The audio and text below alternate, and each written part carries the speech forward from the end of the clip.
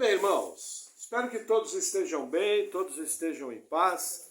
Vamos ao nosso texto base, livro do profeta Amós, capítulo 7, versículo 1, diz assim: E o Senhor Deus assim me fez ver, e eis que ele formava gafanhotos do princípio do rebento da erva seródia. E eis que era a erva seródia, depois de findas as ceifas do rei. Até aqui. Vamos orar. Senhor, nós oramos em nome de Jesus, te agradecendo por tua palavra e pedindo que o Senhor venha com a tua graça, que o Senhor venha com o teu poder, nos dando entendimento e nos dando sabedoria. No nome de Jesus, amém. Amém, irmãos? Veja, começamos agora o capítulo 7, e aqui vão acontecer uma sequência de 5 visões do profeta Amós. E ele começa com a visão de gafanhotos.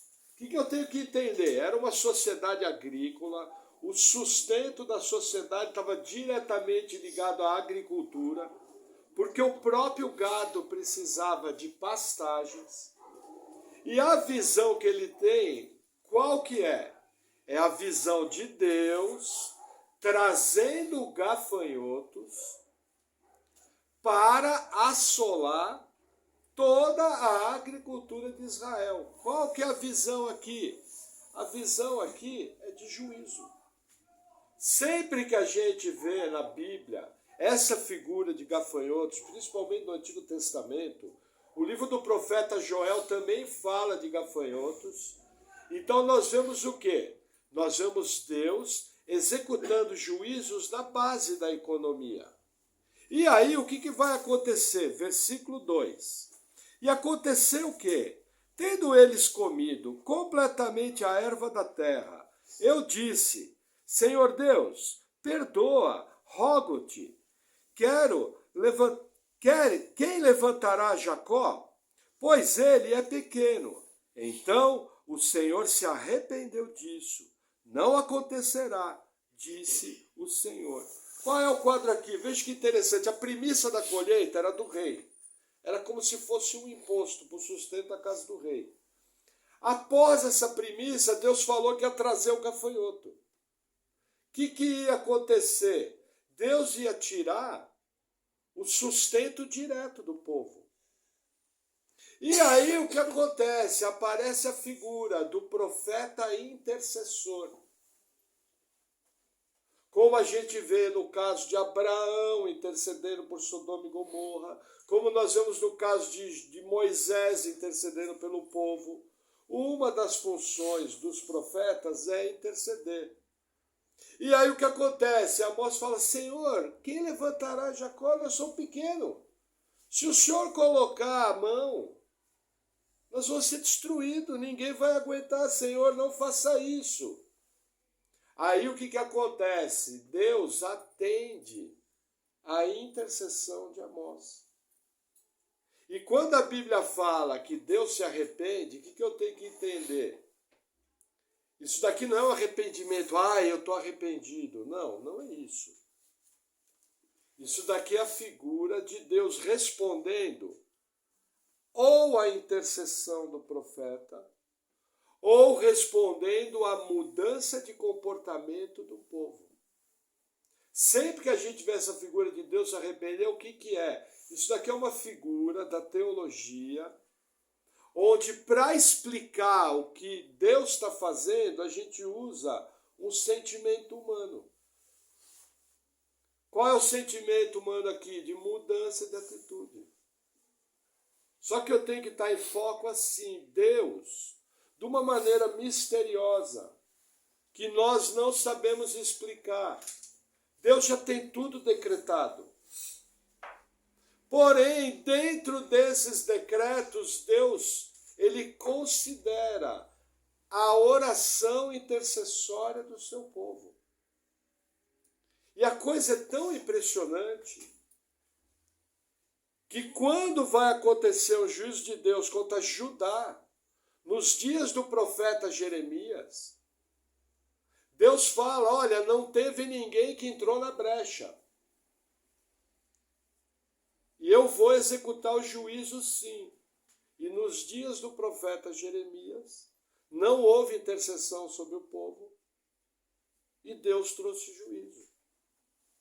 Gente, isso é um mistério. A Bíblia nos mostra o que Deus faz. Como Ele faz, nós não sabemos. Lembra a oração do Pai Nosso? Senhor, que venha o teu reino. Que seja feita a tua vontade. Essa é a oração que Jesus nos ensina. Em contrapartida, a mesma Bíblia que me ensina a orar dessa maneira, ensina que Deus tem o controle absoluto de toda a história. Ensina que Ele cumpre todos os seus propósitos e que Ele cumpre todos os seus desígnios. São duas verdades que aparentemente são opostas, mas que na verdade são complementares. Por quê? Na verdade, o que acontece aqui é que Deus cumpre os seus decretos, usando inclusive a oração do seu povo, usando inclusive o arrependimento e a mudança de comportamento do seu povo. E ele conhece passado, presente e futuro, porque ele é o eterno.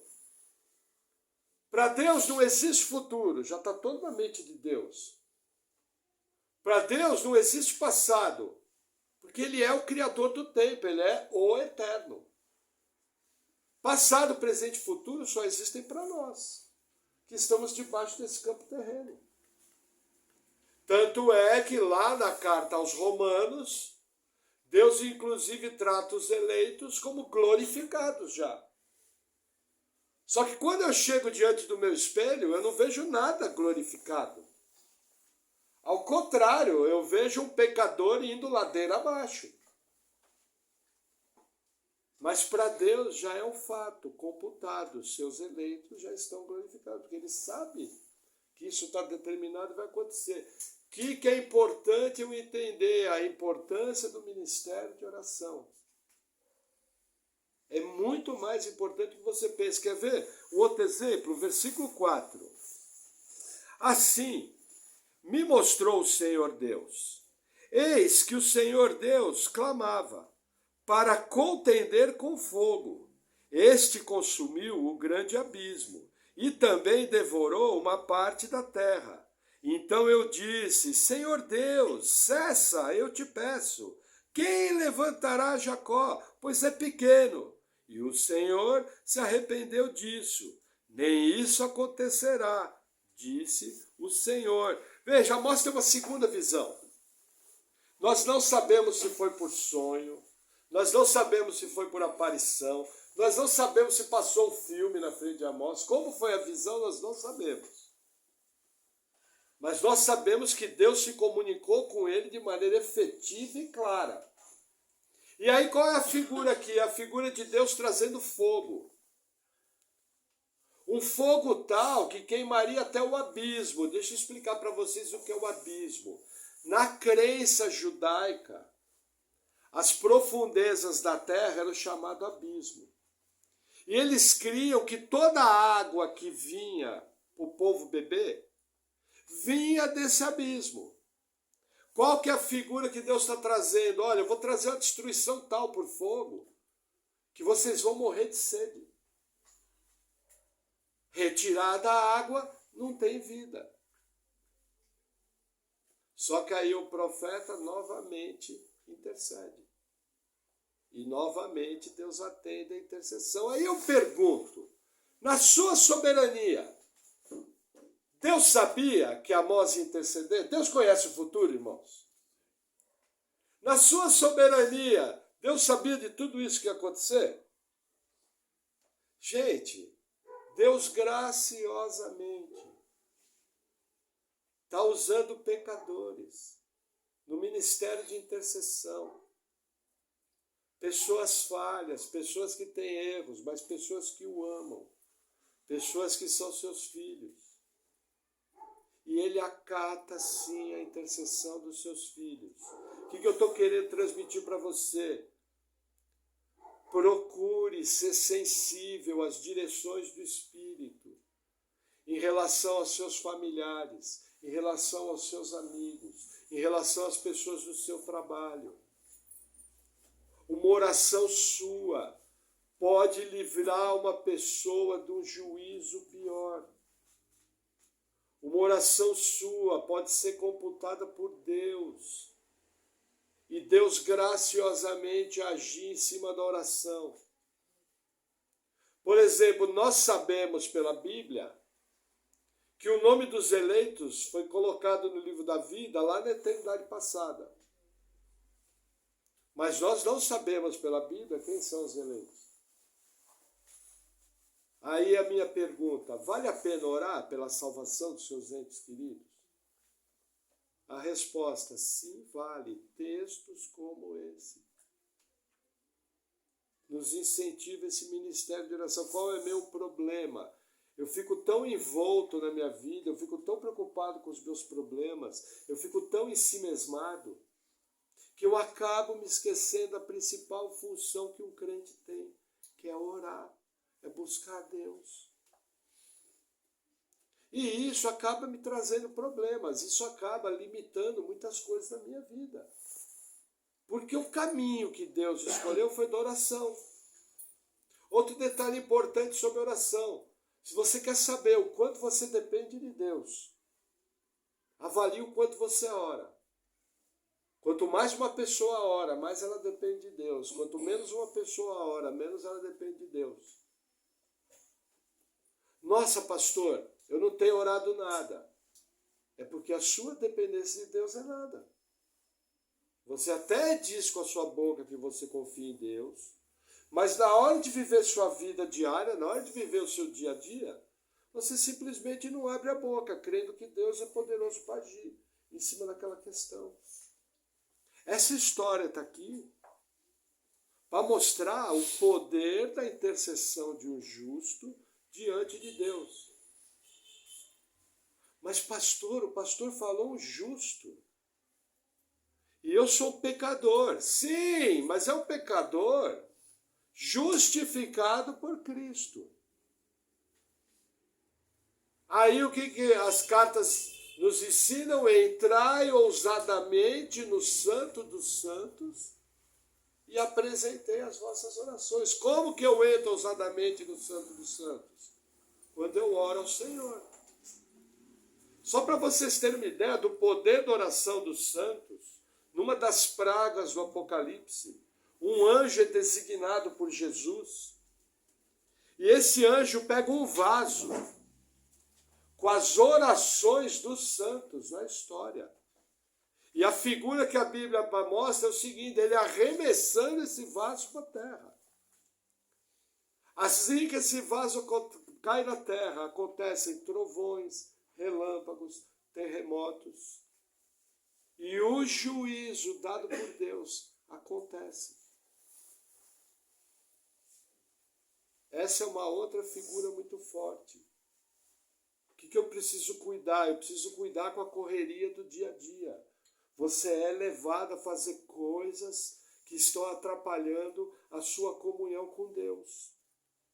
É tempo de parar para revisar o seu tempo com Deus. É tempo de parar, gente. Todo mundo trabalha, todo mundo é corrido. Mas uma oração ao Senhor, se você estiver muito apurado, ela dura 10 segundos. E Deus sabe se você está apurado ou não. Entendeu? Mas é uma questão de compromisso. É uma questão de fidelidade, é uma questão de dependência.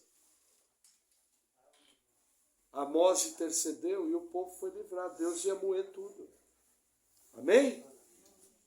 Vamos seguir, versículo 7.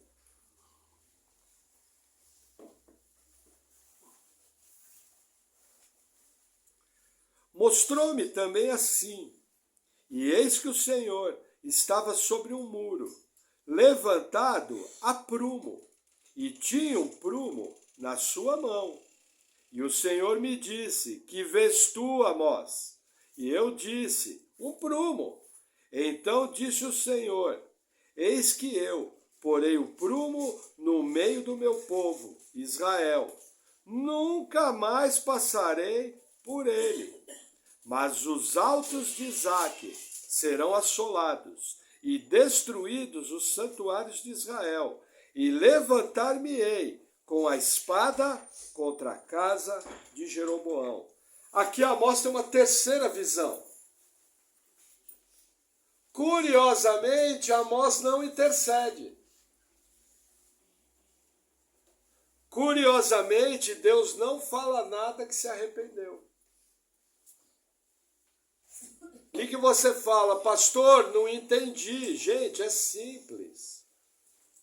Quem colocou o encargo de intercessão no coração de Amós foi Deus. Deus, na sua soberania, escolheu não trazer o juízo dos gafanhotos e não trazer o juízo da seca. Porém, ele dá uma visão para Amós falando o seguinte: você sabe o que é o prumo? O prumo é aquele pezinho para a parede ficar reta. E aí a visão de Amós é o seguinte: ele vê Deus num muro perfeito e com o prumo do lado. E aí Deus fala o seguinte: olha, eu vou passar o prumo no meio do povo. O que é o prumo? O prumo é uma ferramenta para mostrar o que está torto. O prumo é uma ferramenta para mostrar o que está errado.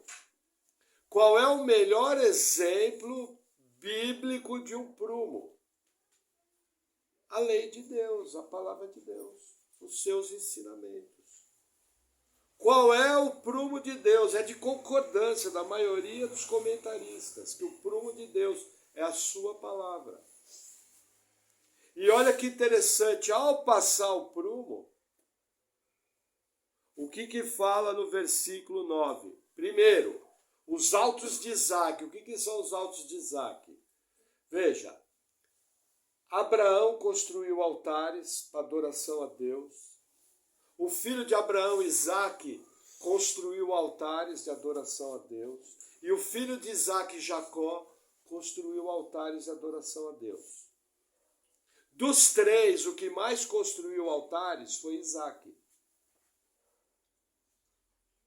Só que o povo fez o seguinte: transformou aqueles altares que foram feitos para adoração a Deus, transformou em culto idólatra.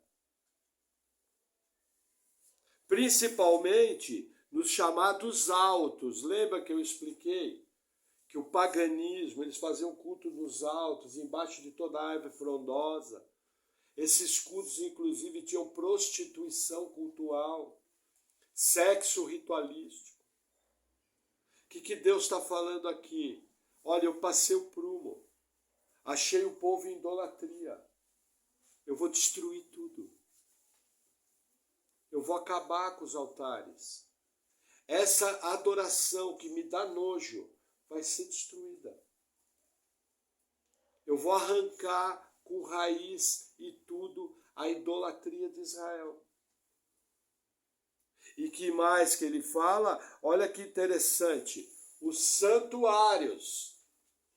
Que santuários aqui? O santuário em Betel, ao sul. O santuário em Berseba, mais ou menos no centro. E o santuário em Gilgal, ao norte, por onde Josué iniciou sua campanha militar. Nesses três santuários, em dois, havia a imagem do bezerro de ouro. E no terceiro santuário, em Berseba, havia outros cultos de idolatria, de outros deuses. Esses santuários eram glamurosos, esses santuários eram muito visitados pelo povo. Imagina, por exemplo, uma grande peregrinação de uma grande religião. Essa figura que você vê na TV é a mesma que acontecia. O que Deus está falando? Vou destruir tudo, vou arrancar com raiz e tudo. E aí o que Deus fala para encerrar a visão? E vou levantar a espada contra a casa de Jeroboão. Gente, o rei Jeroboão era o rei mais próspero de Israel. Jeroboão II. Deus fala, eu vou levantar a espada contra a casa dele. Essa profecia se cumpriu.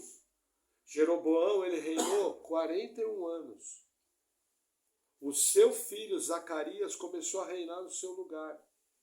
Com 6 meses de reinado, um comandante militar chamado Salum vem e mata Zacarias. Nós estudamos isso junto. Lembra aqueles 10 anos de rebelião antes da queda? Teve Salum, teve Peca, teve Pecaías, um matando o outro. Essa profecia se cumpriu. Palavras duras do profeta. Veja, a palavra profética aqui está tocando políticos. A palavra profética aqui está tocando grandes autoridades religiosas. A palavra profética aqui está tocando o culto de um povo. E o camarada, sozinho, um boiadeiro, se levantou no meio desse povo, com coragem, com intrepidez, para proclamar a verdade do Senhor. Aí os meus avisados vão falar, mas ele era profeta. Gente, lembram do jovem rei Joás, que foi protegido da sua avó, Atalia, que matou toda a família real? O sacerdote que cuidou dele morreu em grande idade, 130 anos. Agora eu não estou lembrado do nome, mas já vou lembrar. Aí Joás se desvia para a idolatria. O filho do sacerdote, Joiada, acho que é Joiada o nome dele. O filho do sacerdote Joiada chama-se Zacarias também. E ele denuncia Joás e denuncia a liderança de Israel, de Judá. Ele é sumariamente executado. Aí, inclusive, antes de morrer, ele falou, o senhor vai ver isso, o senhor vai dar paga. Os 2 homens que vão assassinar Joás, se eu não me engano, era um amonita e um outro camarada. Um dos nomes dele era o senhor vê, o outro nome deles era o senhor paga. Está na Bíblia. Entendeu? Então, a palavra profética, muitas vezes, custou a vida do profeta. Tem muita gente por aí que quer ser usado por Deus em dom de profecia para exortar, para redarguir, para consolar, para ter uma palavra inspirada por Deus, mas não entende a consequência disso. E a responsabilidade que a voz profética traz para quem é usado por Deus. Comece a denunciar pecado para ver. Comece a exortar o povo para ver. Se você não vai ser mal visto, se você não vai ter perseguição, se você não vai ser o chato do rolê. Entendeu? Essa palavra aqui se cumpriu. Aproximadamente 33, 35 anos depois, os assírios vão vir e vão moer tudo. Antes disso, o filho de Jeroboão vai ser morto. Descendência arriscada. Amém? Vamos seguir, versículo 10. Então Amazias, o sacerdote de Betel, mandou dizer a Jeroboão, rei de Israel, Amós tem conspirado contra ti, no meio da casa de Israel. A terra não poderá sofrer todas as suas palavras. Veja, quem é Amazias? É o sumo sacerdote do principal santuário. Quem é Amazias? É a segunda pessoa mais importante do reino. A pessoa mais importante do reino é o rei, o segundo é o sumo sacerdote. Gente famosa, gente de fina grife, gente de poder. Só que Amazias é um falso profeta. É um falso sacerdote. Ele vem de um sacerdócio corrompido. E aí o que ele fala? Ele fala uma mentira contra Amós. E você, se você não olhar calmamente, você não percebe. Qual que é a mentira? Ele fala que Amós está dizendo que a espada vai vir sobre o rei. Só que Amós não falou que a espada ia vir sobre o rei. Amós falou que a espada ia vir sobre a casa de Jeroboão. O que eu aprendo aqui? Várias vezes que você for boca de Deus na vida das pessoas, as pessoas, para se defender, vão falar mentiras sobre você.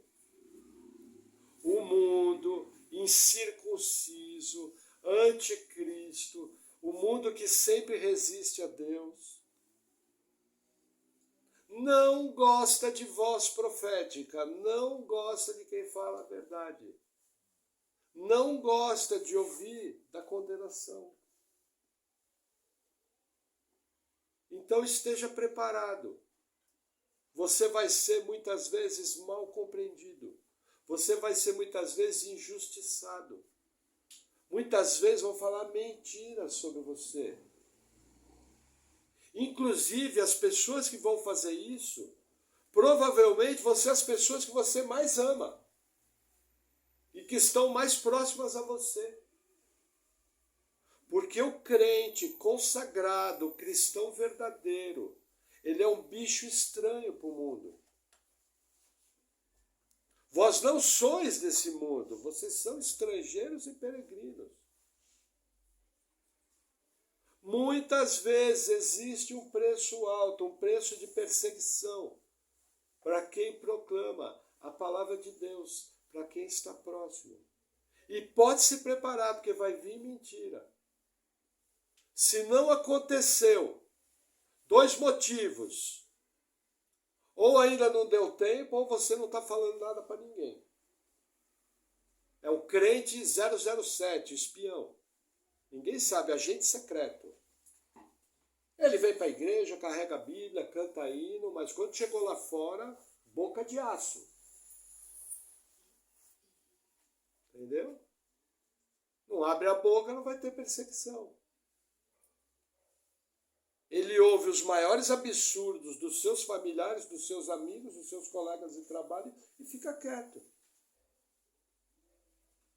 Não estou dizendo para você ser uma matraca. Mas o que eu estou dizendo é que vão surgir situações onde o Espírito do Senhor que habita em você vai te impelir a falar as verdades da palavra de Deus de maneira profética. E você ser boca de Deus. Entendeu? Para tocar a vida de pessoas. 2 coisas vão acontecer. Ou vai acontecer arrependimento e livramento, ou vai acontecer do coração da pessoa ser endurecido, ela continuar no caminho de destruição. Da mesma maneira, quando você prega, você está sendo usado por Deus para pregar a salvação. Você não pode produzir salvação, mas cabe a você pregar. Qual é o meu problema? O meu problema é que eu vivo um cristianismo distorcido. Eu vivo num mundo ocidental cheio de confortos, cheio de atrativos, cheio de projetos pessoais. E muitas vezes eu não estou nem aí. Porque Deus quer fazer a minha volta. Graças a Deus que a sua salvação, o seu passaporte para a Nova Jerusalém está carimbado e garantido por Jesus. Mas deixa eu agora ser profeta na sua vida. Você vai dar conta da sua vida cristã para Deus. E você vai responder cada obra que você tiver feito através desse corpo. E você vai responder tudo que você fez na igreja. E todas as vezes que Deus te impeliu a falar algo, e você travou sua boca e não falou. A pergunta é, você vive para o seu projeto ou você vive para o projeto de Deus? Lembra Mateus 6, versículo 6? 6. Ou Mateus 6, para mim não errar. Buscai primeiramente o reino dos céus e a sua justiça, e as demais coisas serão acrescentadas. Esteja sensível, passagens bíblicas vão vir à sua mente. A pessoa vai estar te contando sobre um roubo. Deus se comunicando com você vai trazer uma passagem. Olha, os roubadores não entrarão na cidade. Gente, é Deus falando, Ele fala através de sua palavra. Você vai estar lendo sua Bíblia no devocional, você vai lembrar uma tia sua que falou um absurdo. E justamente aquela passagem que você está falando tem a ver com o assunto que a sua tia falou. E quando você estiver lendo a Bíblia, você vai sentir uma convicção falando, nossa, a tia está transgredindo aqui. E aí você vai tomar um café com a sua tia repete a mesma coisa. E você dá uma risadinha. Está esperando o quê? Aparecer uma mão no teto escrevendo Mene, Mene, Tekel, Farsim? Está esperando materializar um anjo? Gente, a regra de Deus é falar conosco por sua palavra. Comece a prestar atenção quando trechos claros da Escritura vierem à sua mente. Você pode estar debaixo de um direcionamento especial de Deus. Aí com discernimento, com sabedoria, você pode vir a ser usado por Deus para abençoar uma vida. Agora, qual é o outro problema? Eu não conheço 2 linhas da Bíblia. Que texto que Deus vai trazer se eu não conheço a Bíblia? É um computador vazio. Como é que Deus vai usar? Eu conheço meia dúzia de versículos, só leio minha Bíblia aqui no culto e olhe lá. Percebe como eu tenho que mudar minha maneira de cristianismo? E tenho que entender que, veja, eu sou um sacerdote, eu sou raça eleita, povo de propriedade exclusiva do Senhor Jesus. É vontade do Senhor usar a sua igreja no ministério cristão. Amém? Vamos seguir. Versículo 11. Porque assim, diz Amós, Jeroboão morrerá à espada, e Israel certamente será levado para fora da sua terra em cativeiro. Olha que interessante, segunda mentira. Falou que Amós disse que Jeroboão vai morrer à espada. Amós não falou isso. Gente, estou reforçando aqui, pode ser que essa semana mesmo aconteça com você. Se prepare para ser mal compreendido, se prepare para ser difamado. Principalmente se você é alguém que procura proclamar as verdades da palavra de Deus. Se prepare. Você não vai sair falando as coisas de Deus e isso vai passar em branco. Não vai. Jesus falou, o mundo odiará vós outros, mas antes odiou a mim. Quando Estevão falava diante do Sinédrio, eles travaram os dentes com ódio e mataram Estevão apedrejado. Igreja. Só que tem uma grande diferença, né? E Estevão, quando estava partindo, olhou para o céu, viu o céu aberto. E viu Jesus assentado nos céus. Senhor, eu quero ver os céus abertos com Jesus lá. Está preparado para a pedrada? O problema é que a turma só quer o céu, a pedrada não. A pedrada é para ele. Entendeu? Lógico que você não precisa sair, não, agora eu vou virar o Zé Mártir. Não, não é isso. Mas entenda, você vai ser mal compreendido, vão falar mentira de você. Não fique rogado, ore pela pessoa. Senhor, o senhor sabe que o que a pessoa está falando é mentira. O senhor sabe que eu não falei isso. Então, Senhor, tem misericórdia da vida dela. Que ela possa enxergar seu erro, que ela possa se voltar a ti e ser salva pelo teu poder. Já aproveita e intercede. Já. Amém? Vamos lá. Versículo 12. Depois Amazias disse a Amós, vai-te, ó vidente, e foge para a terra de Judá. E ali come o pão e ali profetiza. Olha que interessante, veja.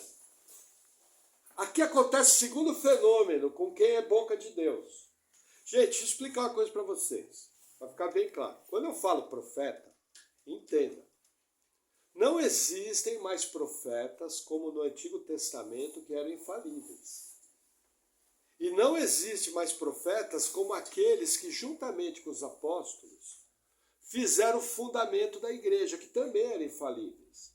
O que restou hoje? O que restou hoje foi o dom de profecia, que é exortar, redarguir e consolar, segundo as verdades da palavra. São palavras inspiradas por Deus, segundo a sua verdade. Palavras que exortam, palavras que consolam e palavras que corrigem.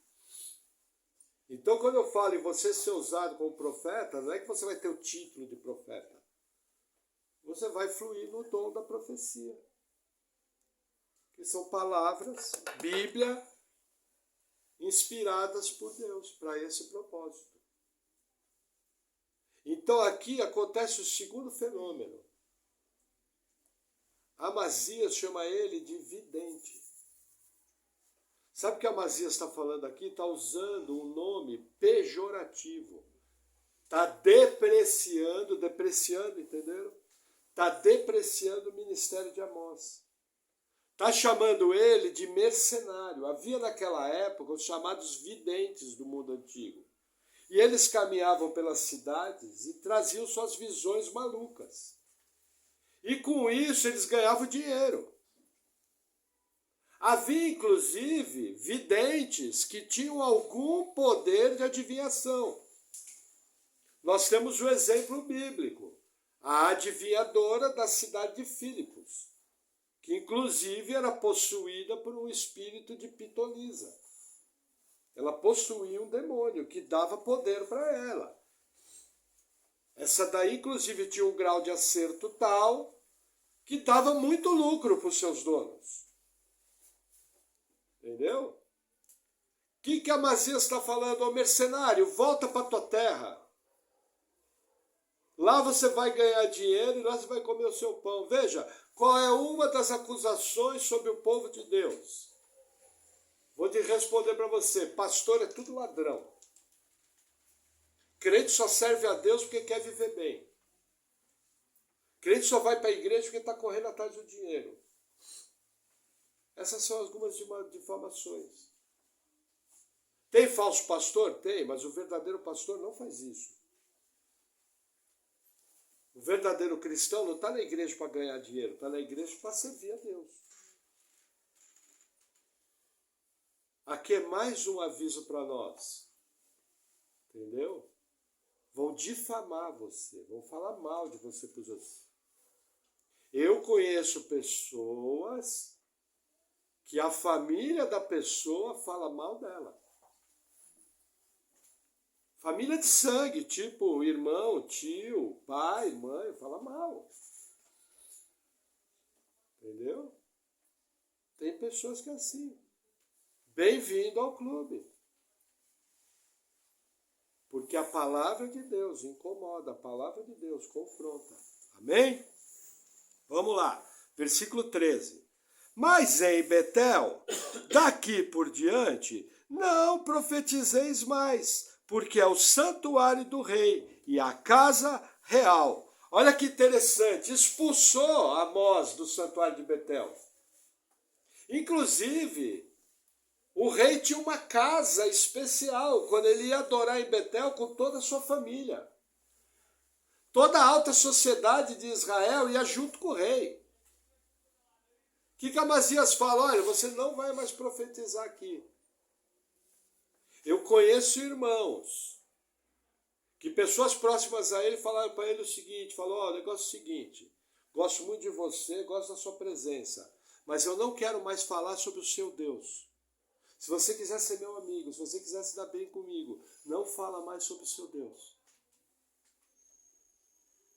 Eu conheço 1, 2, 3, 10 casos de pessoas que passaram por isso.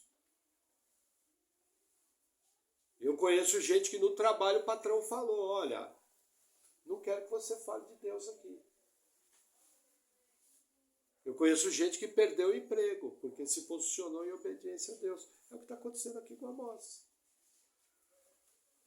Agora, gente, olha que triste a situação. Olha o que acontece com quem persegue o povo de Deus. Versículo 14. E respondeu Amós, dizendo a Amazias: eu não sou profeta, nem filho de profeta, mas boiadeiro e cultivador de sicômoros. Mas o Senhor me tirou de seguir o rebanho, e o Senhor me disse: vai e profetiza ao meu povo Israel. Vamos fazer uma pausa aqui. Irmãos, lembram que o profeta Ezequiel tinha uma escola de profetas? O profeta Elias começou com Ezequiel a treinar profetas. Era comum naquela época em Israel e Judá terem escolas de profetas. O que Amós está falando aqui? Olha, eu não sou profeta, nunca fiz parte de escola de profeta, não sei nada disso. Eu sou um boiadeiro que Deus me levantou e me trouxe aqui para pregar a palavra. Nós já conversamos juntos que naquela época não havia o Bolsa Profeta. Quem custeou a viagem de Amós? Amós. Quem custeou o sustento da família de Amós enquanto ele estava fora? Amós. Quem pagou os custos? Amós. O tempo que ele ficou profetizando em Israel, ele pôde trabalhar? Tem mais um ensino aqui, veja, ele abriu mão do trabalho para ir fazer a obra de Deus. Senhor, eu quero ser profeta teu. Então tá bom. Então vou te mandar lá para a floresta amazônica. E tem mais, tá vendo esse seu carro lindo? Modelo 2022, você acabou de pagar 80 mil, você vai vender ele e com o dinheiro dele você vai viver 10 anos lá. Que eu já te dei o sustento. Eu quero ver quem é que vai ser usado por Deus. Entendeu do que eu estou falando? E aí, às vezes, você não gasta uma gasolina para fazer uma visita para alguém que está precisando. Tem um parente seu doente, você não vai lá fazer uma oração com ele. Porque nós temos que mexer no celular. Nós temos coisas mais importantes a fazer do que dar uma palavrinha de Deus para uma pessoa, um vizinho, um parente. Nós estamos ocupados com 1000 coisas. Amós largou tudo para fazer a obra de Deus. Se levantou contra um país. Eu não estou me posicionando em relação ao meu tio. Porque eu tenho que me preservar. É disso que salta do texto. Percebe como o nosso cristianismo, no século XXI, é distorcido? Como dizia o meu primeiro pastor, é um cristianismo que nem maçã da Argentina, é só isopor. Você morde e faz assim. Não tem conteúdo.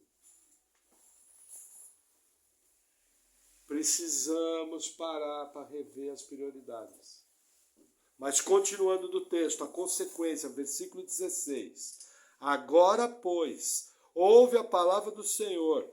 Tu dizes, não profetizes contra Israel, nem fales contra a casa de Isaque. Portanto, assim diz o Senhor, tua mulher se prostituirá na cidade, e teus filhos e tuas filhas cairão à espada, e a tua terra será repartida a cordel, e tu morrerás na terra imunda, e Israel certamente será levado cativo para fora da sua terra. O que acontece aqui? Um juízo terrível contra o falso sacerdote Amazias. Os filhos morrerem à espada, os bens deles serem loteados para ser dado aos outros, os assírios, e a sua mulher se prostituir para sobreviver. Não era nem prostituta cultual. Ainda a prostituta cultual tinha um motivo religioso. O que o profeta está falando aqui é prostituta de rua mesmo. Imagina a segunda figura mais importante do reino. Sua mulher se prostituiu, eu pergunto, a mulher de Amazias se prostituiu ou não? Alguém pode ajudar? Ah, como é que eu sei que ela prostituiu? Foi palavra do Senhor, pô. Imagina o sofrimento. Imagina a consequência. Qual aviso importante aqui? Será que eu, como cristão, e aí a gente já entra nas aplicações, será que eu, como cristão, não estou me levantando contra a obra de Deus? Será que eu, como cristão, não sou um empecilho para o mover de Deus? Será que eu não sou um obstáculo para o mover de Deus? Sabia que muitas vezes a gente pode se tornar uma barreira? Nossa, pastor, não sabia. O próprio Pedro virou a barreira. Quando Jesus falou da crucificação, Pedro chegou e falou, não, Senhor, poupa a ti mesmo. Vou morrer de velhice aqui. Vamos pescar lá no mar da Galileia, aquela redona cheia. Churrascão na praia. Para que morrer? Poupa a ti mesmo. Pedro foi um obstáculo no ministério de Jesus.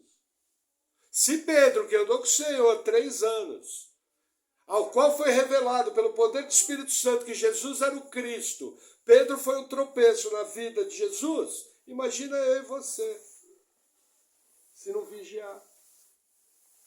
Percebe? Por isso que é tão importante, lembra que a Bíblia fala, enchei-vos do Espírito. Irmão, precisamos buscar a plenitude do Espírito. Como? Com salmos, cânticos espirituais, doutrina, jejum, leitura bíblica, oração.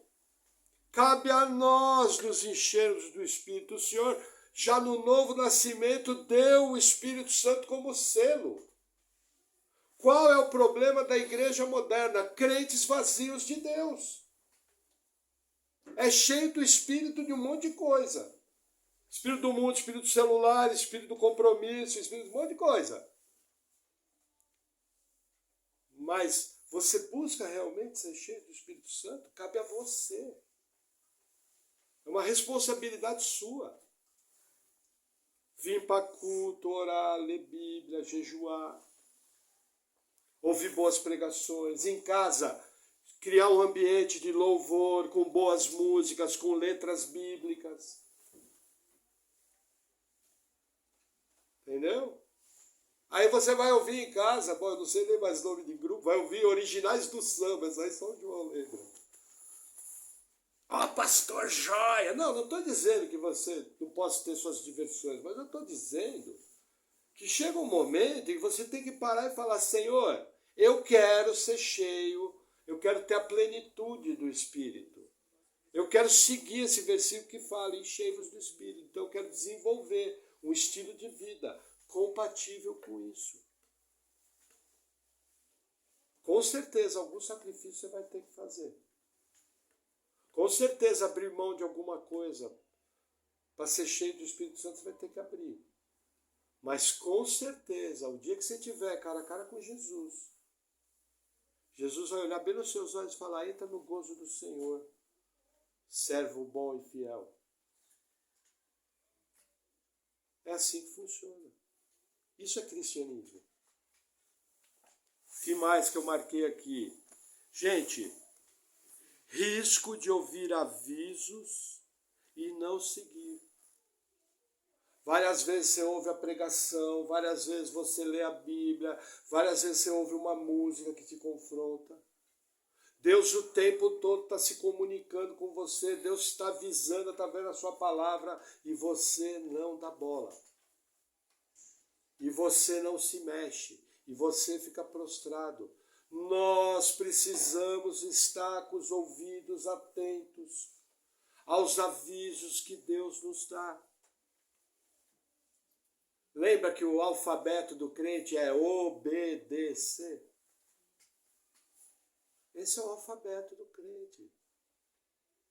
Tem gente que Deus está quase acendendo uma placa luminosa, está quase vendo uma miríade de anjos. Daqui a pouco o cara vai ser arrebatado ao terceiro céu. Gente, estou fazendo piada, tá? Isso aí aconteceu. Se Deus quiser fazer de novo, ele pode, mas é exceção. Mas, veja, eu estou vendo o aviso e não me mexo. Estou indo num caminho de destruição. Estou indo num caminho de penúria espiritual. Estou indo num caminho de sofrimento. Gente, cuidado. A Bíblia fala que quando o homem é repreendido muitas vezes e não ouve, a vez que ele é repreendido, Deus vem e pesa a mão. Aí se pergunta, e aí, irmão, entendeu? Entendi, agora sei de tudo agora. Não mexe mais. Entenderam? Está na Bíblia, só estou lendo. Que mais? Veja, o problema da falsa religião, dos falsos profetas e a política. Veja, a Bíblia é um livro político, a Bíblia fala de irmãos que têm um chamado político, o crente tem que ter uma opinião política que vai contra os inimigos do Evangelho, mas o nosso presidente é Jesus Cristo. A nossa confiança tem que ser somente nele. Não estou dizendo para você ser apolítico. O que eu estou dizendo é que a sua confiança tem que estar no Senhor. Cuidado com idolatria ao Estado, idolatria a governantes, idolatria a gente que não pode resolver sua vida. Entendeu? Lembrando que a posição política da igreja é sempre contrária aos inimigos do Evangelho. Isso é claro na Bíblia, tranquilo. Ah, vai queimar incenso para o imperador, não vou. Não, mas ele é César, não vou. Vou te jogar no leão, pode jogar, estou pronto. Inclusive deixa sem comer 3 dias, que é para não demorar muito. Posição contrária à Bíblia, idolatria ao imperador. Pagaram com a vida. Entendeu? Vamos seguir mais um pouquinho. Distorções mentirosas contra a igreja. Gente, nós estamos entrando num tempo esquisito com a igreja. Veja, vou falar uma coisa para vocês. A gente é um pouco mais velho. Eu nunca vi um tempo como hoje contra a igreja. Eu nunca vi esse tempo. E a impressão que eu tenho, ainda mais pelo estudo das Escrituras, é que o caldo vai engrossar. A pressão contra a igreja vai aumentar. Essa pressão pode gerar 2 coisas. Uma delas, crentes mais apaixonados pelo Senhor. Outra delas, o joio vai tudo embora. Porque ninguém está preparado para sofrer dano por algo que ele não acredita. Se a coisa apertar realmente para você, você está preparado? Está preparado para perder emprego? Está preparado para ter a Bíblia proibida? Nossa, de onde o pastor tirou isso? Da própria Bíblia. Não sei se agora, não sei se daqui de 50 anos. Mas o ambiente para a igreja está pesado. Existem leis que estão sendo aprovadas que o desdobramento delas pode ocasionar, sim, em prisão dos cristãos. Entendeu? Já está aprovada. Esses dias agora. A pergunta é, o seu cristianismo resiste a isso? Essa é a pergunta. Contam que na Colômbia a igreja tinha muito problema contra o grupo guerrilheiro lá, que não vem ao caso o nome aqui. E aí eles cercaram uma igreja. E pegaram os fuzis e falaram, olha, quem não negar Jesus, nós vamos matar todo mundo. E aí se separou em 2 grupos a igreja. Aí eles pegaram e falaram, nós vamos matar. O cara falou, nós não vamos negar. Conta a história, que eles mataram aqueles que estavam prontos a negar Jesus. E olharam para a cara dele e falaram, nós não gostamos de cristão. Mas nós odiamos cristão falso. e aquele pessoal foi livrado da morte. Entendeu? Eu conheço casos de irmãos no Peru que o povo ia linchar uma pessoa. E ele foi contra todo o povo. E a pessoa não foi linchada. E essa pessoa depois se tornou um pastor, cheio do poder de Deus. Foi grandemente usado por Deus no interior do Peru. Entendeu? Posso até falar o nome desse irmão, o pastor João Batista, lá do Peru. Entendeu? Agora, você estaria pronto para enfrentar uma multidão? E ser linchado junto? E aí, para encerrar, a expectativa da misericórdia divina. Quando eu lido com um texto desse, o meu cristianismo é confrontado. Quando eu lido com um texto desse, eu olho e falo, Deus, como que o Senhor me aguenta? Mas quando eu leio um texto desse, eu vejo um Deus bom, eu vejo um Deus misericordioso, um Deus capacitador, um Deus que pega um boiadeiro, que nem Amós, e transforma num homem de Deus completo. Um Deus que pega homens e mulheres como nós, com todos os nossos defeitos, nos salva. E ainda garante na palavra que aquele que começou a boa obra há de terminar em Cristo Jesus. Está com problema, está com crise de fé? Irmão, busca a Deus. Fala, Senhor, eu estou errado. Senhor, eu não dou conta. Tem um monte de coisa para melhorar. Mas, Senhor, eu confio no teu poder. Eu confio na tua graça. Me ajuda. Me capacita. Transforma a minha vida. Sê comigo. E com certeza o Deus Todo-Poderoso vai estar pronto para fazer a boa obra na sua vida. Sempre tenhamos esperança naquilo que Deus pode fazer, na sua bondade e no seu cuidado com os seus filhos. Amém? Vamos orar. Senhor, nós oramos te agradecendo por tua palavra, oramos pedindo que o Senhor venha com a tua graça capacitadora e que nós possamos estar vivendo um cristianismo verdadeiro, vivendo uma vida que te agrada. No nome de Jesus, amém. Amém.